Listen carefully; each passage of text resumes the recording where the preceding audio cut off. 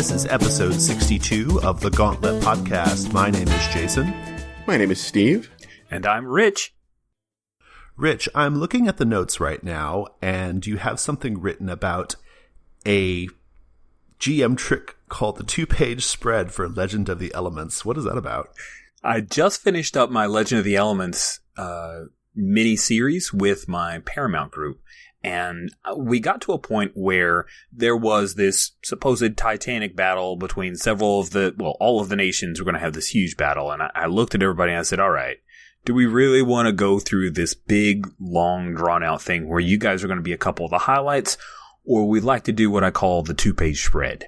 And then they looked at me, and so I explained the 2-page spread is kind of a type of epilogue, with the idea of using the comic book style of visual indication. So it's the idea that what we're going to have is a few pages of huge titanic battle where you see all of the superheroes are laid out, but there are a couple of highlight moments. You know what I'll say? In this 2-page spread, what is the thing that we see your guy pulling off? What is the thing that your character does?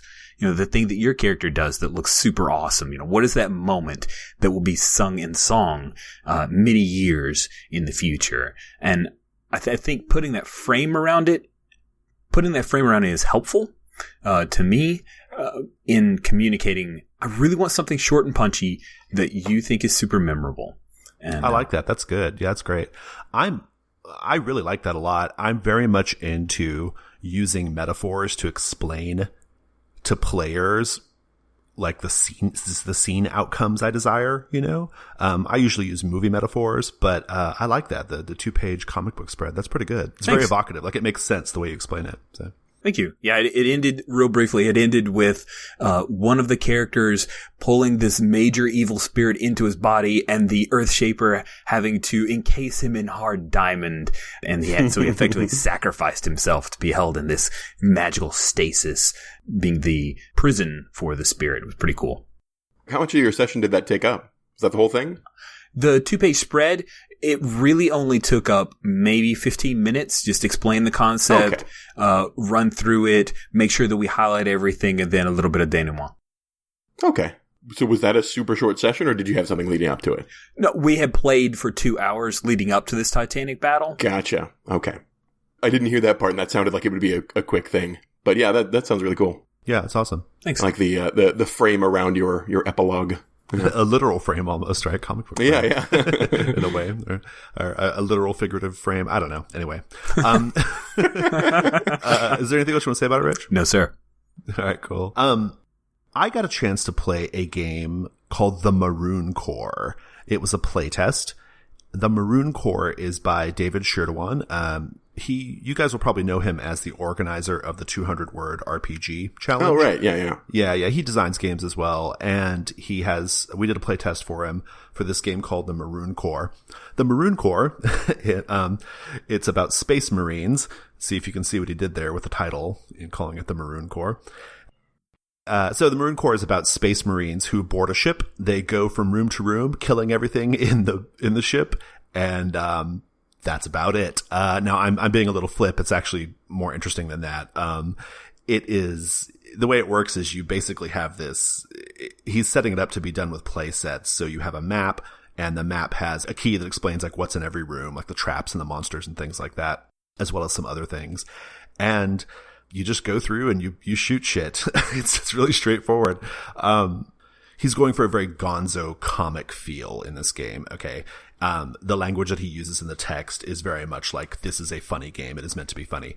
So it's very, very purposely stripped down. It's meant to be a very, almost like a beer and pretzels sort of quasi role playing game. Okay. So real stripped down rules. Your space marine has a laser gun, and he has a set of armor, and his laser gun charges are tracked on a D6, and the armor is tracked on a D10.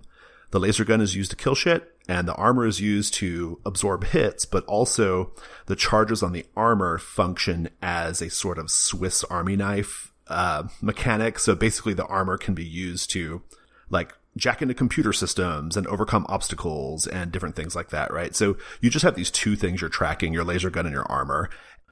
you roll in the beginning when you get your new clone to determine what your starting armor charges are, and then you just use the D10 to track it. So as you spend them, you just lower the D10, like you move it to the lowest face or whatever, the next lower face. So the way it goes is your little team is running through the corridors. They get to a room, okay, a brand new room. They make a decision about whether they want to do a scan on the room. A scan costs charges on your armor. And the more charges you spend, the more information you get from the scan. Okay. So if you do a 2-charge scan, all you're going to learn from the scan is whether there's any danger in the room, but you don't learn any other details about it, just whether there's danger or not. If you do a deeper scan, like a 4-charge or an 8-charge, you learn more about what kinds of dangers, like if there are traps, if there are monsters, how many hit points they have, and that kind of thing. If you do the highest one, the 8-charge scan, you actually disable any traps in the room. And so the game does this kind of, the whole game is like that. Like you have to kind of make resource management decisions when you are deciding like how to proceed. You can recharge your armor with the laser gun, but that can go wrong and result in you dying. And in fact, dying is something that happens a lot. But it's okay because you have paranoia style clones that take your place as soon as you die. And so your guy dies, new guy comes in, and you do your thing. So after you do your scan, you all as a team decide, okay, who's going to breach? And then whichever team members are going to do the breach, they go immediately into the room all at once. Any traps that are in the room fire and do their damage. You guys, the Space Marines who breach, they get to shoot any enemies. They get to each do their attack. The attacks always hit, and they always do their full damage. And then the enemies, after any enemies that are left, they get to attack, and they always do their full damage. And then you just go back and forth until the room is cleared, basically. That's kind of the whole game. I mean, the pleasure of the game is really in the different maps. The playtest map that he has it's very funny. It has lots of like interesting little, just little like in jokes and, things that you can kind of play with. We got really, really gonzo with our play. Like we were being very, very, very over the top and very silly with it. But it was really fun though. I mean, we had a good time. I mean, it is kind of a beer and pretzels game, which is not something I play very often. I don't really have many opportunities to do like real light beer and pretzel style games. And in fact, it's a little unclear. And I think that's one of the things he's trying to figure out in this playtest. Is this even supposed to be a role-playing game? There's not much in the text about like how to role play your character, or there's not even any instructions on like giving your character a name or anything like that. We did all that stuff though. Like we actually made we gave our characters names. We gave each of our set of clones like a theme. So like David's clones were all named after different boozes. And, so there was Bud and Dose and Four Loko and some others. And that kind of thing. This other cat who played with us, Jason, Cox, who I think you've played with, at Origins, right, Rich? Oh yeah. And, he's played a few in the Gauntlet City Limits. Great player. Yeah, he's awesome. He did some really cool shit with his soldiers. So we were adding a lot of RP to it.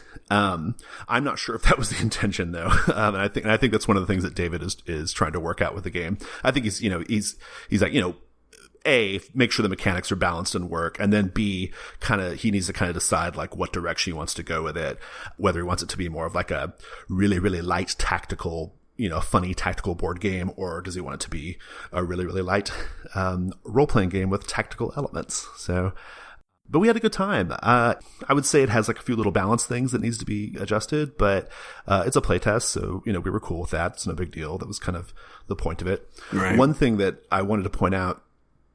So the playsets have these locker numbers. Okay. And there are 16 locker numbers. And so whenever you get a brand new clone, you roll your 2 dice to determine what your charges start at with your laser gun and your armor. And then that number is also your locker number that you're assigned. And inside your locker, there is like a special item, usually like some kind of bomb or grenade or tool that you can use with that clone. And that was really funny, like getting those items. The items themselves are pretty funny, and just a sort of like running joke in the game is if your clone comes back and you roll a locker that's already been taken by a previous clone, you're just stuck. Like they don't let you have a different locker. It's like, nope, sorry, this is your locker. It's too bad. It's empty. Get out of here. Go kill aliens. We had a lot of fun with that, like as a kind of a running joke thing, just, kind of playing out the scenes of our Space Marines, like, looking expectantly at the full lockers and having their sergeant be like, nope, you were assigned this locker. Too bad. Get out of here. It is a really cool, fun, light little game. Not the sort of thing I would normally play. Like, I definitely wouldn't like pick this up off the shelf and play it just based off a description, but I'm glad we did it. It was a blast. We had a really good time. The game is meant to be a real, like, low overhead, stripped down, kind of like fun, fast, spacey romp, space shooting romp, and it delivered. It does that. How long did it take? I would say about 2.5 hours. Okay. But here's the thing. I think it's meant to play a lot faster, but we were doing a lot of role playing. Like, we were doing a lot of role playing. We were like talking in character, and we were interacting with each other, and I was getting really like, kind of big with my NPCs. I was really kind of like going for it. I was going for the gonzo, going for the comedy, right? And so I think it took us longer than he anticipates a normal game to take. But that was the game we wanted to play. We wanted to play a game that was like lots of goofy gonzo RP intermixed with shooting aliens. But I think if you just like if you ran it straight, it would probably be like an hour. Oh, okay. How much of the gonzo nature was like baked in? How much of that is in the playset and the map and all that? So it's implied in the text. Like, the text is really funny. The game, the name of the game is a play off Marine Corps, right? There's lots of stuff like that. Like, all the items that are in the lockers they're written in a funny way. The room locations are written in a funny way. It's meant to be funny and gonzo. Okay. But like the actual rules, like if you could play this game in a real anodyne manner, I suppose, where all you do is just run from room to room killing things, but I don't think that would be as fun as what we did. So yeah. It's interesting, when I first read the pitch for that on the playtest write-up on Meetup, it reminded me a little bit of this small game that Josh Roby and Ryan Macklin released a number of years ago called Void Vultures. You guys ever heard of that game? Nope. I don't think so. It's spaceships as dungeons. Oh yeah, cool. You go from room to room and you fight the monsters, and you've got laser guns. So there's some similarities. I think the tone is radically different, but that's kind of neat that they're both swinging. Yeah, this is a straight up dungeon crawl. I even kept like instinctively referring to the ship as the dungeon while we were playing, even though it's not a dungeon. Yeah, it was fun. I'll be very, very curious to see what direction he goes with the game. I think it can hold up pretty well as either a very light tactical board game or a very light role-playing game with tactical elements. I think either way would be a good move. But yeah, that's all I wanted to say about it. Steve, what is Grizzled? Okay, so today I played Grizzled for the first time. Grizzled is a World War I themed, like trench fighting themed cooperative card game. I say trench fighting, that's misleading. It is not focused on the combat at all. It focuses on morale and teamwork and how horrible and miserable it was to be in the trenches during World War I. It, like many cooperative card games, it is pretty brutal, and we only had time to play one game before 4th of July food happened. But yeah, we lost just terribly. Like, it is real bad. And it's one of those things where, like, the first time I played any cooperative game was the same. I think Pandemic was probably the first. Just lost miserably. I'm like, oh, I just want to do that again. It's another one of those types of games. I think once we get accustomed to it, it'll go a little smoother, and there are options to ramp up the difficulty. So that's good. You don't see many a bajillion World War II games. You don't see many World War I. Yeah, there aren't many World War I games. Yeah, I had to like do a double take. I was like, World War I? What? Yeah. And not only that, but it's not focused on the fighting at all. Your tactics are all dealing with morale and dealing with, there are mechanics that involve, supporting one another and involve giving, inspiring speeches and stuff like that. Oh, okay. That's good. Yeah. Okay. You very much have to work together and coordinate within the rules. The rules dictate a certain amount of hidden knowledge. You can't share everything about the cards in your hand necessarily. So you have to sort of work within those bounds, but still try to work together. And the art on it is really cool. It's sort of, I don't know, cartoony basically accurate but doesn't convey. It's like dark but sort of cartoony. What you're trying to do is play through one deck of cards to you until you reach the bottom card, and that bottom card is basically a peace symbol. It's a dove flying through the air. And so long as you've reached that and nobody has any cards in their hand, you have survived the war. You all play. So the point is just to survive till the end? Yes. Wow. That's kind of grim. Yeah, that's grim. Oh, I'm just getting started. You all play. You are French soldiers, and each of you. It's even more grim. They got the worst of it. Yeah. Yeah. Rough. Yeah. And you draw at the start of a game. Everyone has a specific soldier named, like, Charles something or other, right? I was Anselme something. I don't know French last names. But you have a specific named soldier, and the win card is that dove I mentioned. But there's another deck of cards that can sometimes get added to that first deck that makes things harder. By sometimes, I mean always in our case because we sucked. But the card at the bottom of that, which indicates you have lost, is what's called the memorial card. And by memorial card, I mean it is a war memorial with the names of all the soldiers you're playing. You have all died. Oh, wow. Yeah. Jesus Christ. Yeah, this sounds like a pretty intense little card game, thematically anyway. Jeez. Right. It plays pretty quick. It was probably like 40. It's a small box game. It was probably about 45 minutes till we were done on first playthrough for two of us at least. And yeah, I enjoyed it and was, sort of enthralled by the brutality of the whole thing. Like, past a certain point, it looked like we probably had a small chance of survival, but it just dwindled and dwindled and dwindled until it, there's all our names on the memorial. Yeah. This is super interesting to me because one of the things that I think is really interesting about World War I is that it was particularly brutal, right? Like, it was the first war where there were just like mass casualties, right? And just a meat grinder, certain battles were. And one aspect of the war that I think is really interesting, which it seems like this game is trying to hit on, is people, like, they fought, like, one of the main tools that, like, the higher ups had in, like, kind of keeping everybody's morale up and, getting them to continue coming to the front, getting them to continue fighting, was this sort of, like, notion of honorable war, and, like, being honorable in your behavior, and, like, and that, like, even for the French especially in the beginning of the war, it was about, like, there was a certain chivalry to it, right? There was a certain, like, there's a certain, like, distinction to, to going to war, right? And, if the game hits some of those themes, that's a really interesting game to me. Yeah, there are certain types of cards that, what are they called? They're called traumas. And you'll draw them to your hand, and you can choose to play them or not. But in the game, you're trying to get rid of all of your cards. So eventually you'll have to play them. The only way once they're played to get rid of them is to get support from your fellow soldiers, which is a thing that if you win missions, is more likely to happen at least. But anyway, when you have it in front of you, sometimes it's just something that makes your mission a little more difficult I don't necessarily want to get into the nitty gritty of the mechanics, but sometimes it's text that will, tell you, it's just, you get screwed over so badly.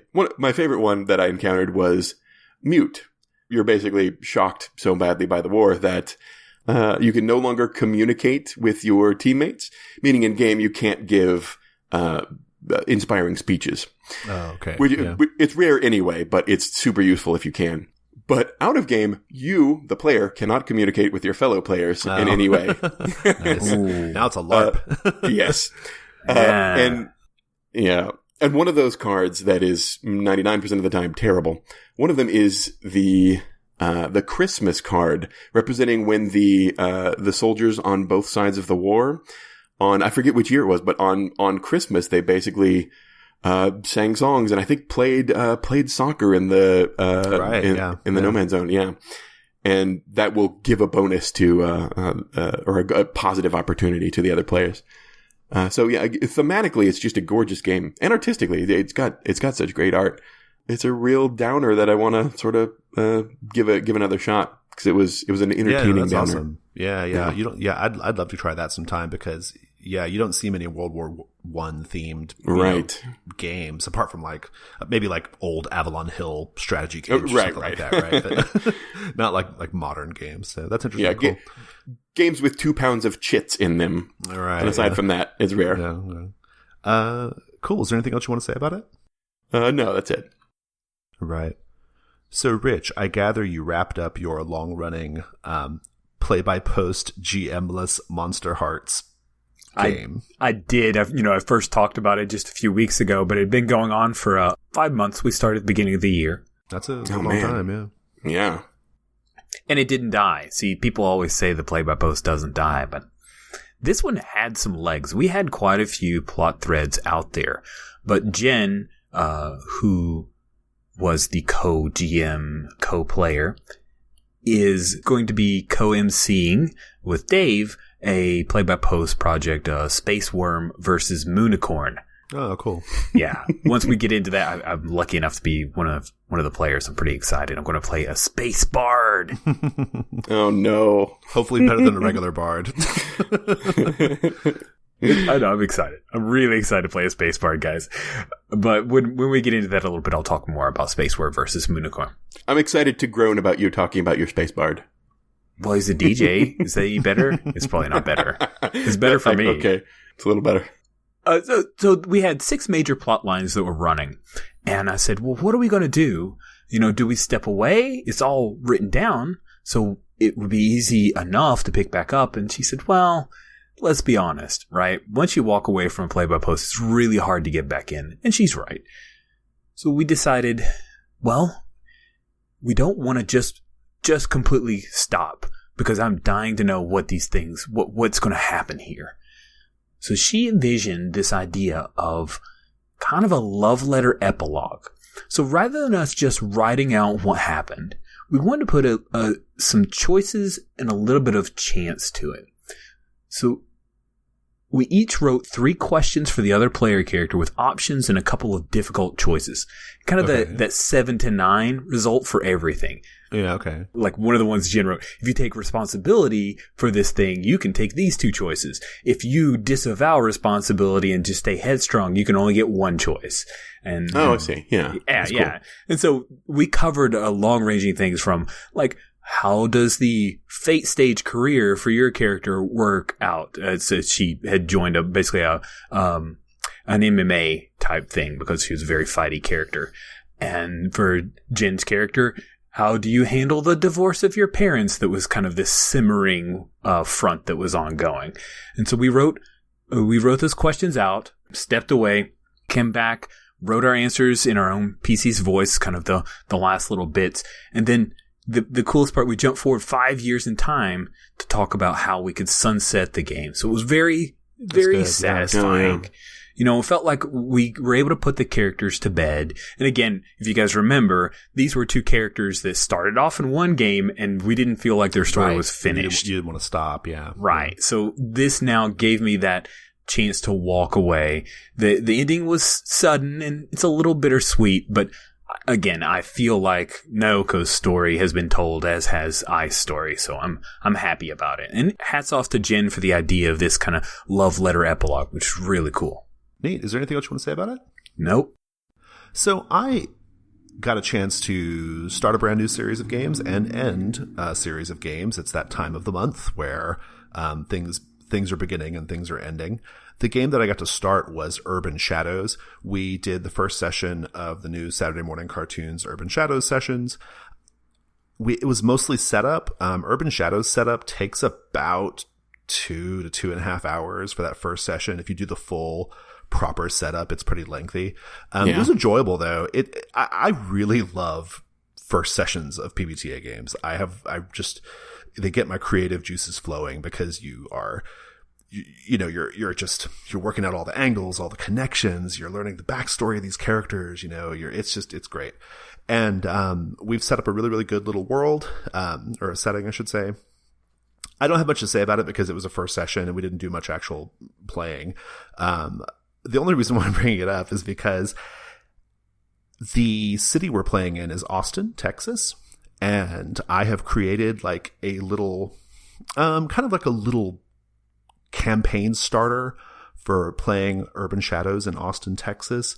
Got some custom moves, some opening questions, some impressions, very much using kind of an adaptation of Marshall Miller's Dungeon Starter thing for Dungeon World. Yeah, that's cool.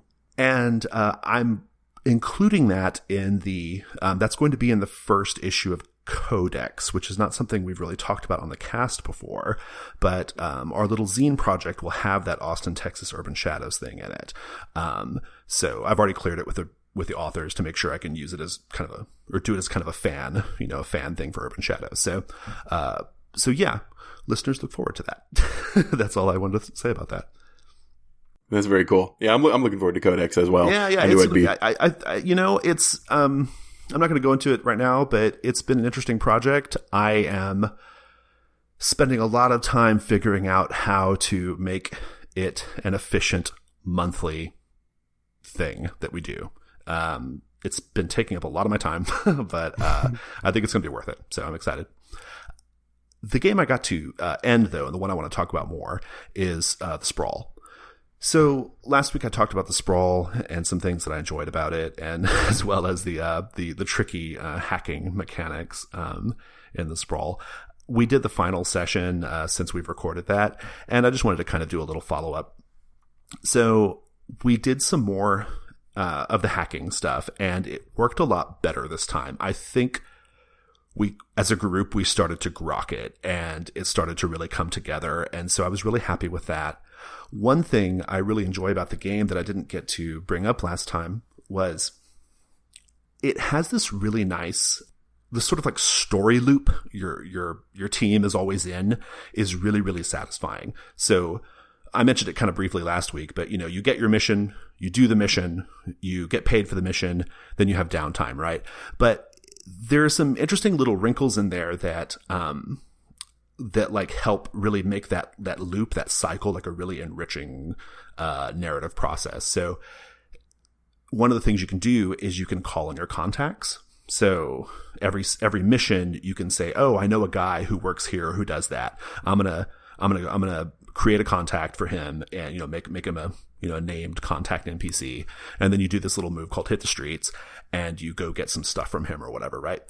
But what's cool is that's now a character that wants something from the PC, right? And the things they want they're things that you can use as the GM for like future missions, right? And future mission complications. If that's just the sort of thing that happens in role-playing games anyway, I guess, but there's something about the way the Sprawl makes it all happen mechanically, and that really, really like structured, repetitive, like sort of mission cycle. It's just cool. It was really, really satisfying process of going on missions, meeting new NPCs as a result of this mission, those NPCs wanting things or maybe double crossing you or whatever, and then that becoming part of the next mission, right? Very, very satisfying. Yeah, just wanted to kind of put that little capstone on it.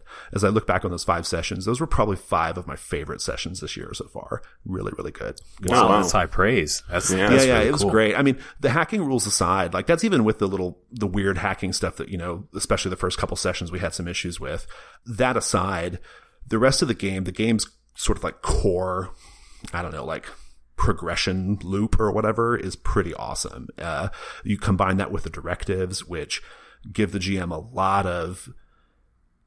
of sort of, like flags or like goalposts for you to hit and like things to, they really bright line like how the player wants to play their character. You kind of combine all that stuff and it just leads to a great story. I mean, the moves, it all just kind of is a nice little package. It just works great. So. The encountering or creating contacts as you go along, do you find that effectively replaces a certain amount of prep you might have to do it really between does. sessions? Yeah, it really does, because because that's like put on the player, right? So when they say they want to create a contact, that's them doing that, right? That's something you don't have to prep, because to name that NPC, they have to tell you whether they owe that person something or that person owes them something. And so they fill in all the backstory on it, right? So it's great, right? And I have a pre-made sort of like NPC, a pre-made NPC that's almost by definition important to the player, right, that I can now use. And it's great. Like, those were some of the best moments in the game when I was using their contacts to either double cross or sort of add some nuance or layers to like what was going on in the action. Like, it just felt great. It felt really, really good. Really, really good. Oh, that sounds amazing. Yeah. It's, all in all, it's a fairly low prep game. I mean, if you don't know Cyberpunk, you do have to do some research, but other than that, it's fairly low prep. I mean, because you make your legwork clock and your action clock for the mission, but apart from that, the moves are filling in so many little details here and there that it all just kind of comes alive, kind of organically. So yeah, very cool. I just want to say, on that YouTube research that you did, I did watch one of those movies, and it was pretty cool. They're pretty good, huh? Yeah, it was a good little action sequence. And they're like short, like 5 or 7 minute YouTube They are. clips. I have to say, it's pretty cool. Not as awesome as like listening to the audiobook of Neuromancer, but hey, I'm sure you saved some time. No, those are cool. They definitely gave visuals and a lot of the aspects. Yeah. Of that was. I mean, I understand the themes of cyberpunk, like just by being a human, who absorbs pop culture, right? But the stuff I wasn't really good at that I needed to research was the on screen, right? That's what I needed. Like, I needed to know, like, what do cosmetic cybernetic enhancements look like? What sorts of things is that? How do they interface with things? What do their weapons look like? That's the kind of thing I didn't know. So very cool. Yeah, it was cool. I just had to come back and say I watched one of them, and it was kind of neat. I liked it. Awesome. While we're talking about games that we are all pretty experienced with, well, at least now experienced with, tell me about your game of the Final Girl, Steve. So we got to break in. Our roommates and I just moved into a new townhouse type thing, and we played board games, but we finally played our first role playing game. Got to break it in, and we chose the Final Girl, and we did something I've had in mind for a really long time, for probably 9 months or so. I've been wanting to do this. We played a game of the Final Girl based on the Venture Brothers, and I don't know what that is. I'm right. I do. I don't know what that is. Rich, you're on base for this one. So it was the Final Girl played where the pool of player characters is made up of villains and henchmen, and the threat, the terror coming after them, is Brock Samson.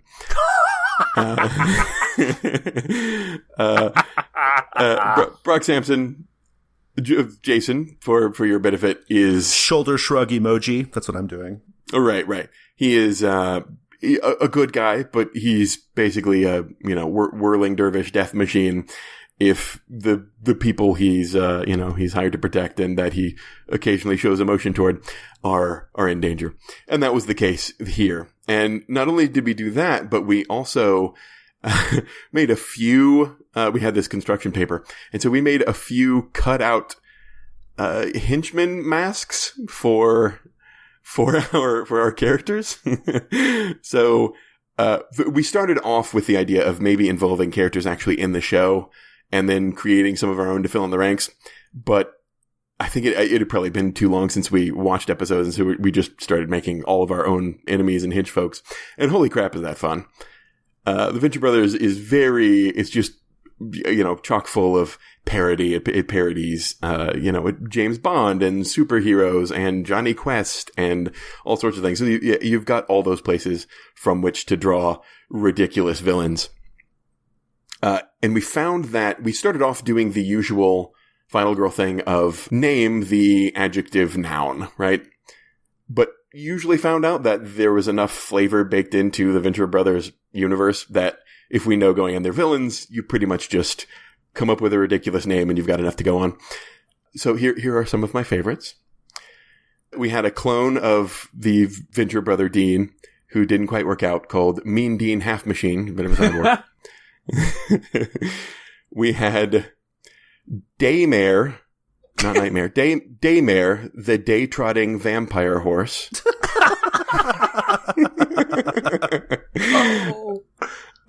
Machete Crocker, the culinary criminatrix.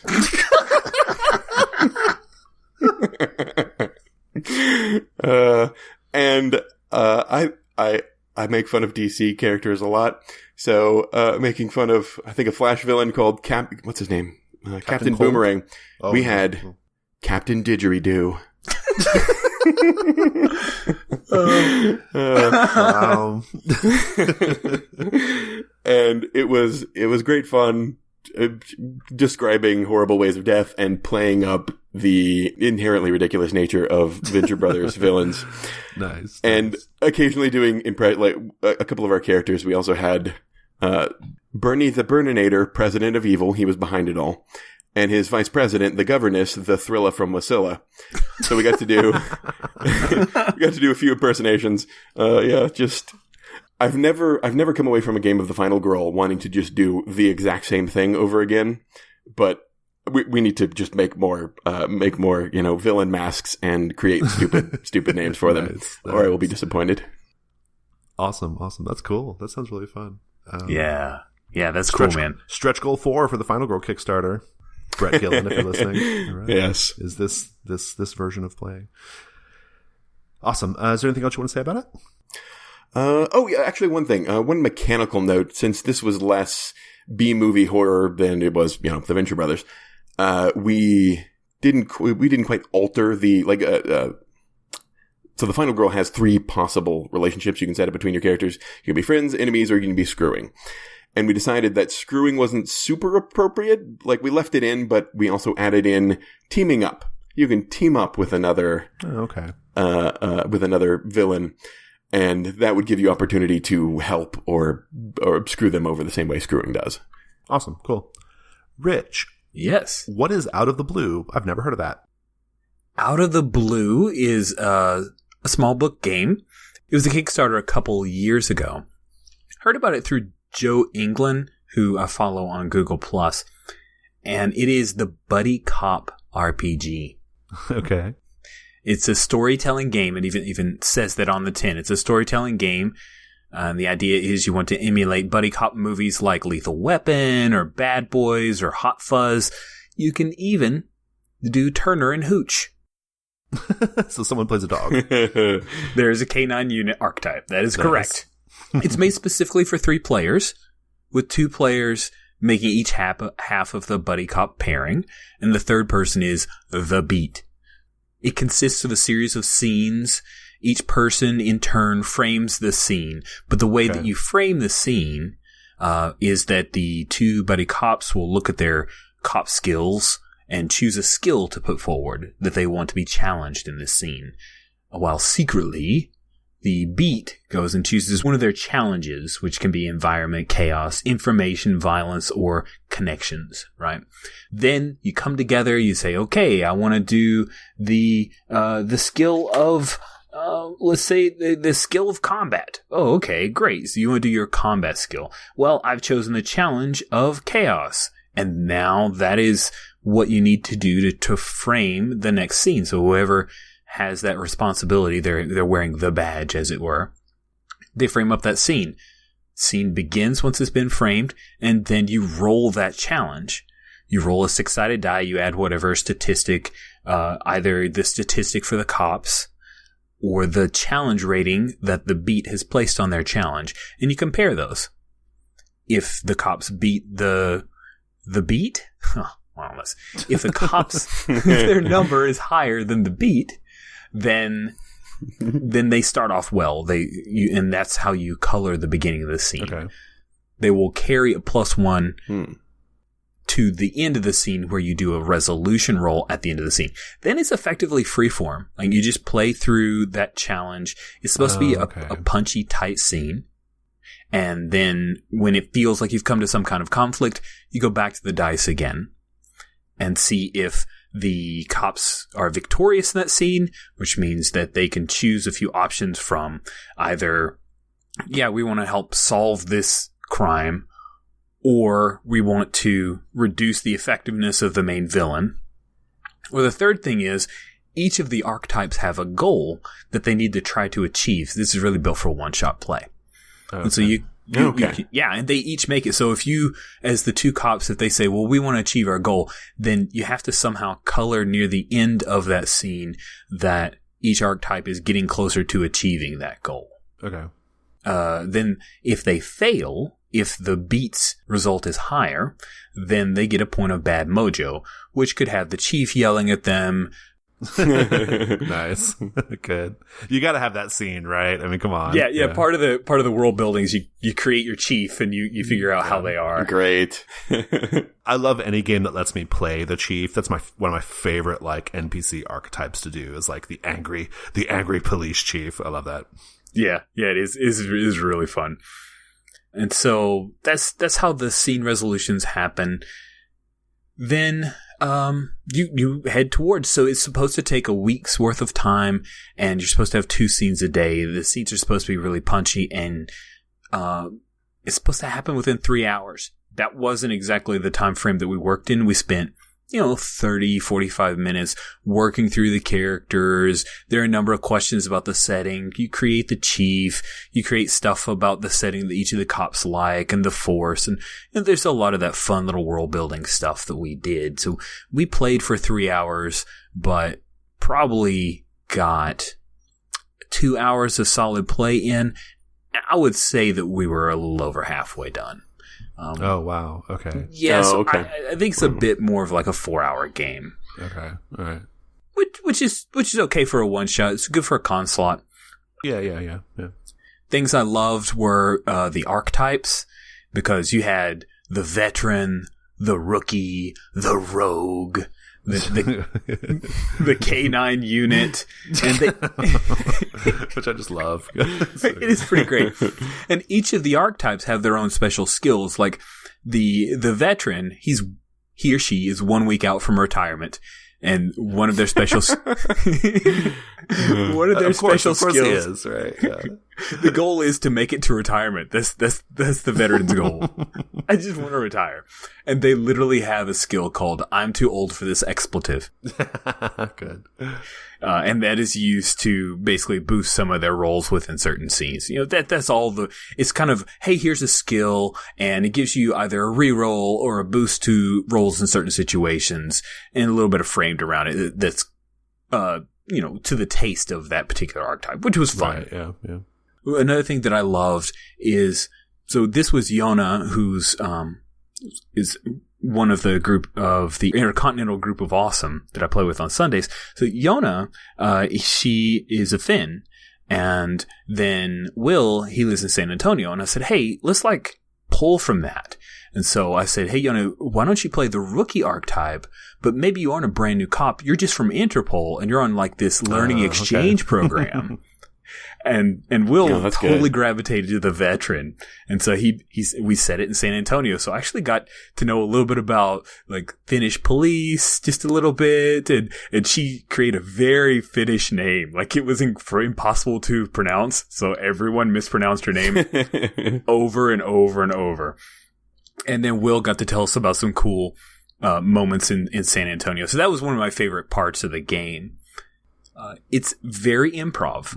The thing that I would probably need a little bit more time with, a little bit more exposure, is to figure out how do you come up with clues, because that's the thing that you're supposed to give away as the beat when you're really just making up. You had no idea that they were going to go this direction. Okay, how do you give a satisfactory clue? There were times when I was giving clues during the scene before they would roll to resolve the scene. Right, yeah. And they'd be okay, so what clue do we get? That thing I said earlier when the guy kind of blurted it out. You're welcome. You don't normally play a lot of games like that, though, right? Not normally. Yeah, it was a little out of my wheelhouse of the withholding clues. It just right, yeah. I think I could get better at it. I think there are case files that are provided with some ideas. They're all spins off of different famous buddy cop movies. So there's some things to use there, but I really wanted to utilize a setup for San Antonio and the Interpol agent. So the other part is the trouble pool, which it starts really low, and the trouble pool is just a thing for the beat after the rolls are done. The beat can spin trouble pool to boost their own roll to make more bad mojo happen. Oh, okay. And the trouble pool goes up every scene, so it gets more and more complex. Even if you're spinning it, you're still getting more trouble pool back. Okay, all right. It's just, it feels weird to me. It just feels like such a dick move. Like, it's already hard enough. So that's just a personal thing I would have to spend some more time as. No, I have to be committed to the trouble pool and like, you think you made it? Oh, I'm sorry. I'm going to spend 3 in my trouble pool and bam, you just fail. Here's your bad mojo. I mean, I think with the right agreement, I could totally make it work. Just in this aspect of still improv and still learning the game, it was a thing that I need a little bit more time with. Yeah. Oh, yeah. All in all, cool game. Yeah, it's interesting that you said it's mostly freeform, but it has that that mechanic that kind of gives you the scene disposition beforehand. I like that, actually. I find that that's really kind of like all I need, you know, like just having that little bit of like, okay, what's the basic disposition of the scene? What's the, what's the basics of what's supposed to happen here? That gives me like just enough to kind of run with. So that appeals to me a lot. I like that a lot. It's whereas like you think about a game like say, trying to think what a good example is. Fiasco is a good example. Sometimes, you kind of spend a few minutes like spinning your wheels a little bit until things get going, so, that's a nice touch. I like that. Yeah, when I was trying to prep them for, hey, here's the game that we're going to be playing today, I did say there's some aspects of this you're going to recognize from Fiasco. Myself, I did like a little bit more of a cue to frame because I think there's some really rich stuff within Fiasco's creation. But then once everything starts spinning, there are people who can get a little bit lost. Like, okay, we need a scene between you and you. Okay, what are we going to do? Right, but here it's okay, we're going to do a scene. We know it's you two guys are involved and you want to do bureaucracy. Awesome. I'm going to say this is violence. Okay, how do we work out a scene with bureaucracy and violence? Yeah. That's cool. Yeah, that's cool. You said this was Kickstarted, right? It was. Is there a PDF available? Yeah, it was Kickstarted a few years ago. It's out. I purchased it off of DriveThruRPG. Oh, okay, cool. Awesome. You guys know when I watched Lethal Weapon for the first time? When did you watch Lethal Weapon for the first time? Today. What? Yep. That's some weird synchronicity. You watched Lethal Weapon for the first time, and then Rich talked about like what is basically Lethal Weapon, the role-playing game. Yeah, you need to watch the sequels too. They go down in quality, but they're still fun. They're pretty good. Yeah, Lethal Weapon held up for the most part pretty well. Yeah. No, I mean, I watched the important one. I watched 4. You watched 4, but not the first one. I saw that in the theater. Oh, the Jet Li one? Yeah, exactly. Yeah, Jet Li and Chris Rock, right? Yeah. Yeah. I've never seen that one, actually. But, yeah, so Out of the Blue sounds really cool. All right, let's go to the next segment.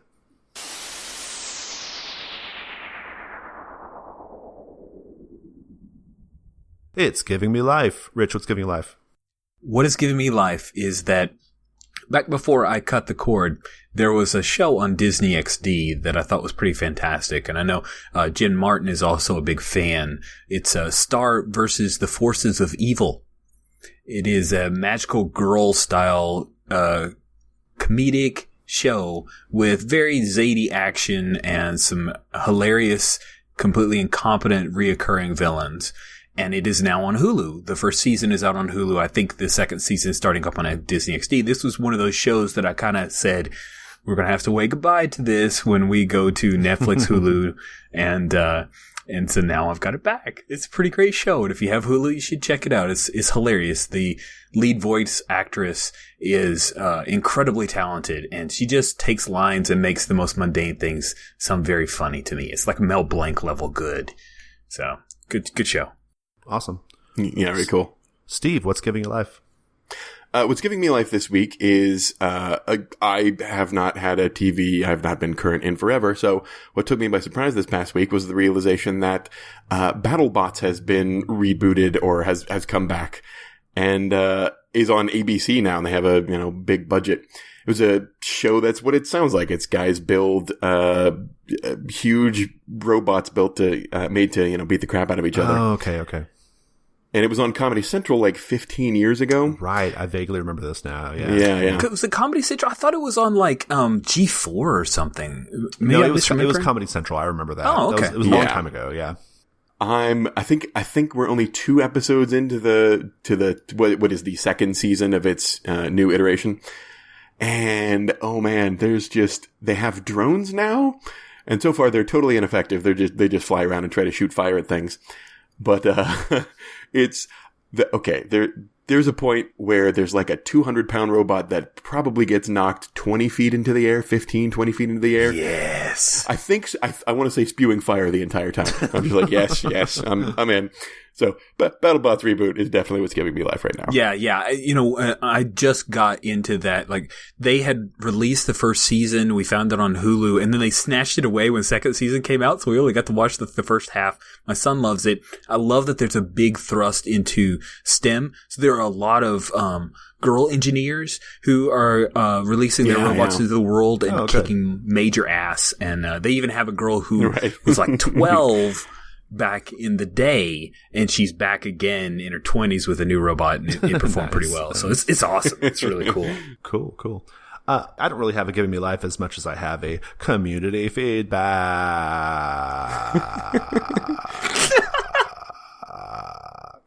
You did a good Jason.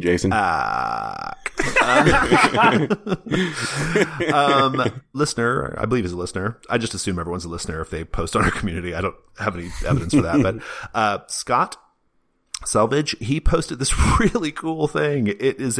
He went and he compiled a bunch of flags that were in various places on the internet and various Google Sheets. And he kind of put them all together in this really nice document, divided up by category.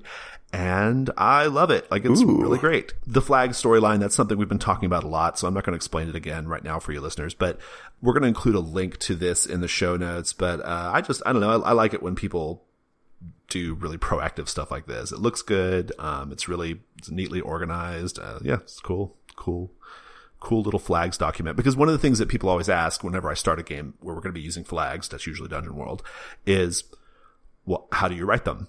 You know, or can I have some examples or whatever, right? So this is great. Like, even if you just use it as an example sheet, like, it's perfect. So good stuff. Yeah. Even in the source blog post, from Rob Donahue, there's like 6 examples or something. So yeah, that's really handy. Yeah. And this is like dozens. Like, this is great. So, really cool thing. I think he said he's going to keep like kind of updating it as he finds more things or thinks of things. So yeah, just a little attaboy for Scott. Really, really cool thing. Yeah. Thanks, Scott. That's awesome. And that's our show. Listeners, if you want to get in touch with us, I recommend joining our G Plus community. We also have a website where you can find links to our other podcasts as well as our various meetups, including Gauntlet Hangouts, where we presently have 53 events on the calendar through August and more going up for August. So go join us on Gauntlet Hangouts. And we're on Twitter at Gauntlet RPG. Rich, thanks so much. Thank you. Steve, thanks so much. You betcha. And thank you, listeners. Have a good one.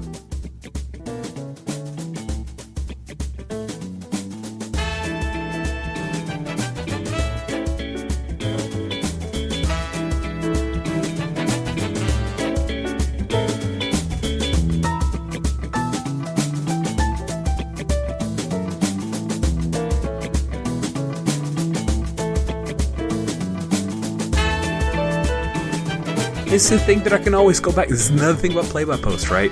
I can go back and I can read that again. Oh, yeah. Got that artifact. Yeah, you got that artifact. Jason, you make fun of me for keeping character sheets. Rich keeps this whole game. That's true.